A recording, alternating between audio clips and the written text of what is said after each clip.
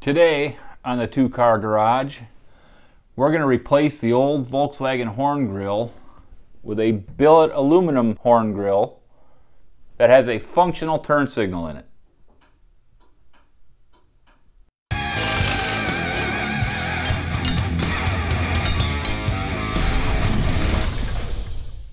All right, so here's what we're up to today. So these marker lights, which Curt customized way back when he first built this car, while they're pretty trick and I really like them, they're not really going to fit the style that we're going for with this revision we're doing on the car. So these are going to go away, and we're actually going to fill in the top of the fender and just smooth all this out. With that being done, we still need to have some sort of marker light and a turn signal. And what I've figured out here after doing some searching, I found on eBay a set of horn grill lights, and I'll throw a link in the description if you want to pursue these. But this is billet aluminum. It's all machined out, and if I hold it up next to the grill, it's got the same basic style. So really what's going to happen here is we'll just remove the old grill, and then this will end up slipping in place of that. And ultimately I think it's going to be pretty neat. Now there's a couple of issues here. This kit, I'm going to go ahead and pull these screws off. This kit is designed to either be a turn signal or a parking light. The light bulb that it comes with in the socket is just a single filament bulb. It's actually not the brightest in the world here. Really all this is a side marker light or a clearance light for like a trailer or a truck or something. And then this just pops in there. What we want to accomplish here though is to have an actual parking light and turn signal in one. So I did a bunch of digging trying to see if I could find a dual filament light bulb socket that I could just plug right in here, and really I had no luck. There may be one out there, I just couldn't find it, and my patience ran out. So after some digging, what I figured out is what we're going to do is we're going to go ahead and modify this. And right here I have a dual filament socket. This is actually just a GM part. It fits any 1980 to 1996 GM turn signal. It is again, it's a dual filament bulb. It has 3 wires. It's got the 2 power wires plus a ground that's built in. And I chose this one because of the ground wire. I don't want to have to be relying on a chassis ground in this area. And so that's the socket we're going to use, which will just end up using a standard like 1157 style bulb. The question now is how do we adapt it to this? Well, again, after some thinking here, what I've decided, and this may be hokey or it may be cool, you can pick up these little plastic boxes. They're called project boxes. Amazon has them, and again I'll throw a link in the description for this. But this is a supposedly waterproof or water resistant box, and it comes with a little foam gasket that sits in a groove in the lid here, and then once you screw it together it keeps out all the dirt and moisture and all that stuff. So what we're going to do here is I'm going to take this box and I'm going to drill a couple of holes in it and then cut this face out for my billet bezel. And then we're going to take the amber lens, and that will actually just fit inside this box, and then that will be showing through. We're then going to cut the back of this housing off, so we just have the amber lens visible. And then we'll take the back of this project box, and I'm just going to drill a hole. We'll have to file a couple of slots in it, and then my light bulb socket will screw right into that. And that's how we're gonna make all this work. If that doesn't make any sense, let's hop over to the bench and just get started. And I think as we get going, you'll kind of see what's going on. So all in all, it should be pretty quick, and let's see what we see. All right, so here we go. Here's what this entails. We're going to start with the marker light here, and this is actually going to just slip down inside here, and it just fits inside this box. But first thing we need to do is there's a couple little mounting tabs in here if you were actually using this for its intended purpose. So what I'm going to do first is I'm going to get those cut out. I'm just going to take my Dremel with a little grinding wheel. We're going to smooth that out, and then we can proceed from there. So just give me a second to get this cut out.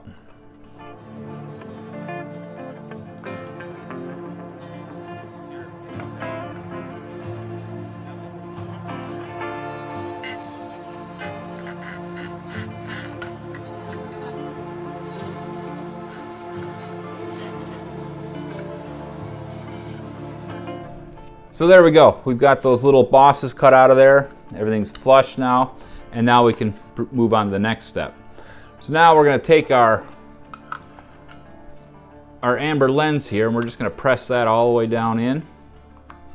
And I'm going to go ahead and drill my holes for the mounting screws here.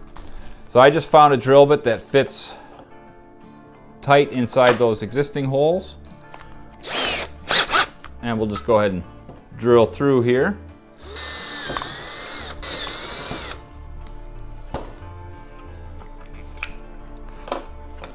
And there's our mounting holes, and now our bezel should just fit right over top. So we've got that taken care of now. Now we're going to go ahead and get this trimmed out for the lens to clear. And so for that, I'm just simply going to line this up. I'm just going to take a scribe, and I'm going to scribe around the outside of this. So now I know where the outside of my lens is. And now we're just going to go in and we'll do some measuring here, get inside of this line, and we'll have our cutout. All right, so I'm just going to take my caliper here, and I'm just going to measure in. In this case, it looks like 150 thousandths should be just enough. That'll expose all of my lens here. So now I'm just going to take and put a couple of marks on the two long sides here.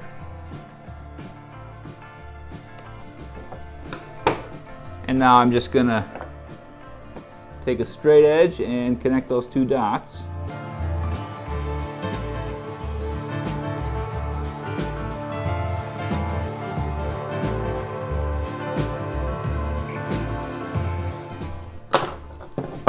Now to figure out where the ends need to be,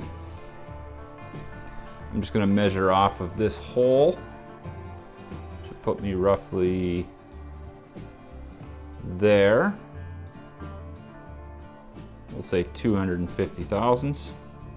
And now I can just put a mark there, mark there, and now I'm just going to use my little straight edge here with a square end and just line up on that mark, square it up right here. The other side, same way. And now I've got my area marked for my cutout. So now I'm just going to go ahead and drill a couple holes in the edges here. So I just drilled out all four corners. And now with a cutoff wheel in my Dremel, I'm just going to go ahead and slice this out.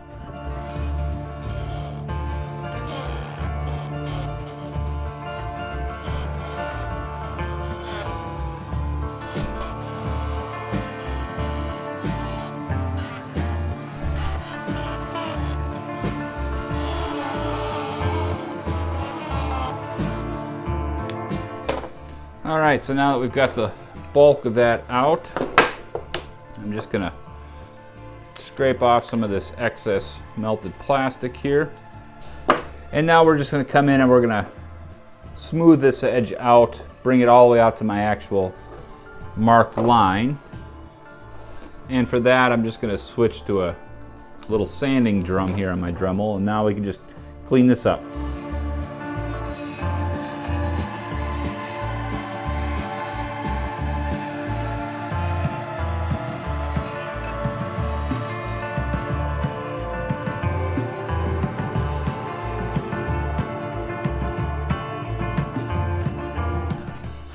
All right, there we have it. So I've gone and cleaned up this edge. There's still a little bit of jaggedness we need to take care of, but we'll smooth all that out once we get closer to the end here. Now, something else I know is going to be an issue when I put this together here. When I actually have the bezel on here, I can still see part of the box. So we're going to get in here and we're just going to mark where these 3 center pieces are. We'll do that on both sides here.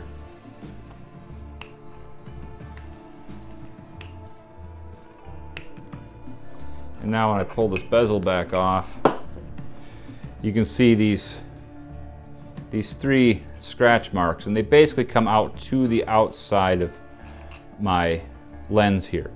So now what I'm going to do is I'm just going to simply notch this all the way out to make sure that it's not going to be visible once this is all put together.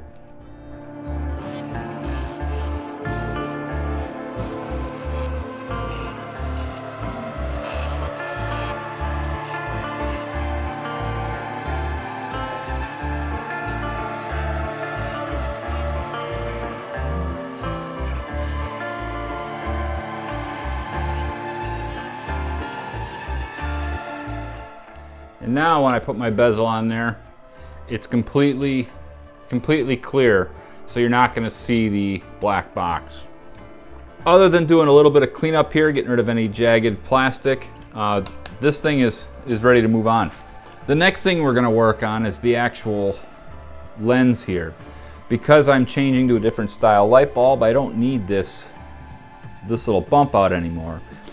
And I also want to have the entire lens light up instead of just the center portion here. So again, I'm just going to take my cutoff wheel here, and I'm just going to trim real lightly right along this edge all the way around to pull this white plastic bit off.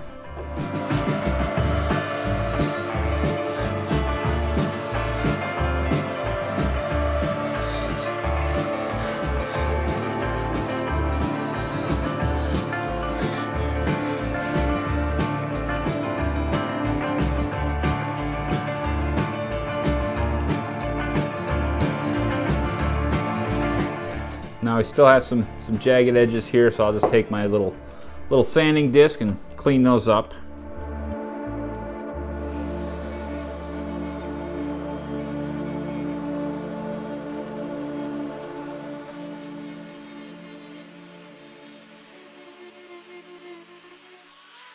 All right, so here's what we've got so far.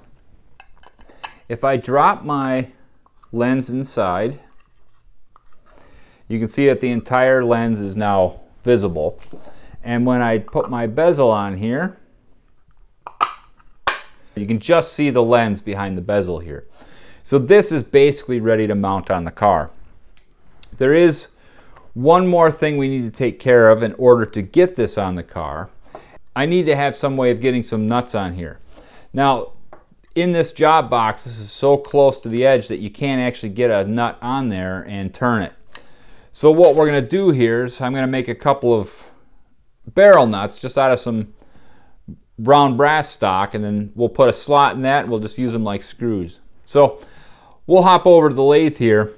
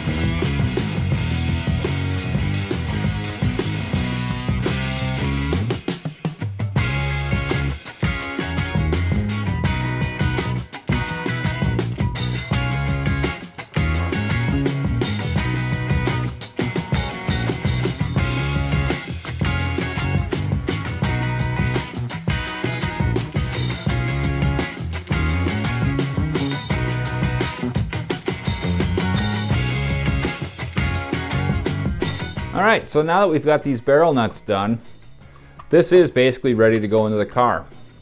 So what we'll do is we'll just take this guy will slide in from the front, this guy will slide in from the back, it'll sandwich between the fender, and then we'll go ahead and we'll run our nuts on there, and once those are tight, that's not going anywhere.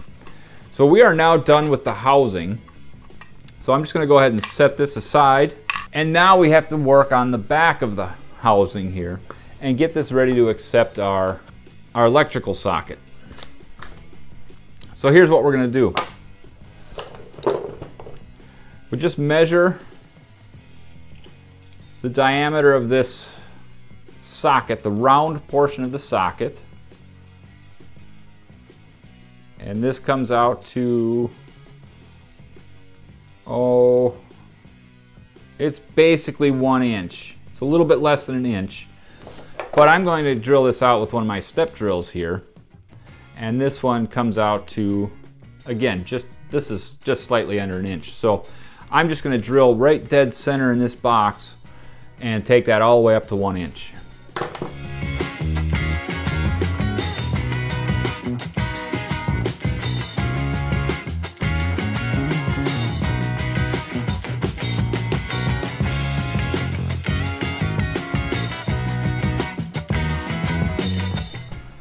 And now the final step here is we have to go in and cut the slots, these 3 little tabs on there.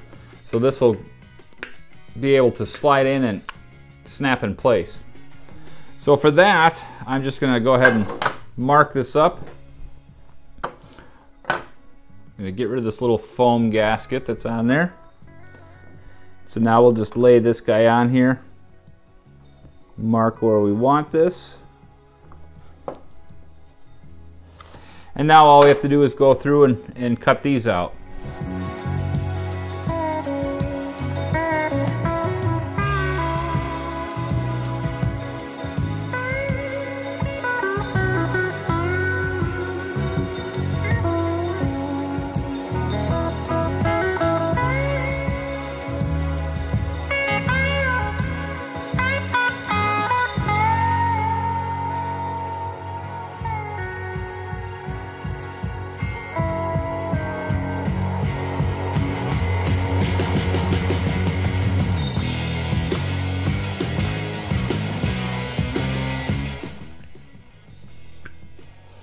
And there we have it. So now this will just slide right in place.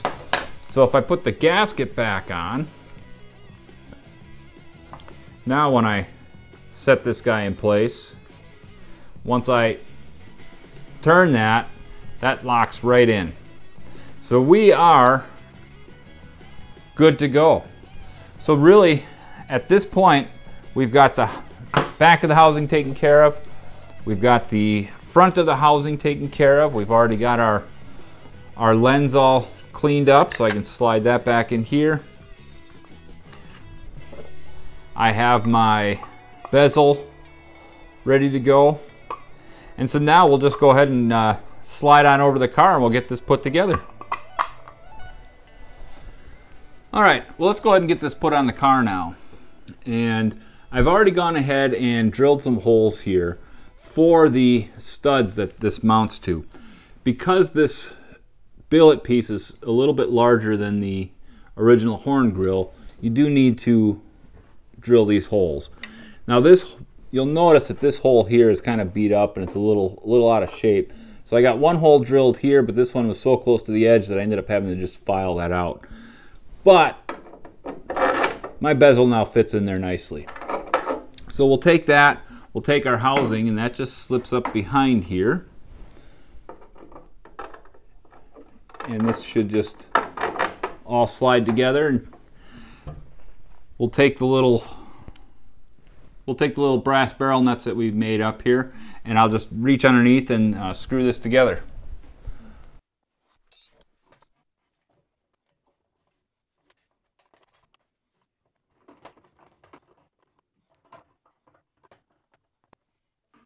And there we have it. So now we've got the bezel installed, we got the lens and the first part of the housing installed, and now we can go ahead and get the back put on with the light socket.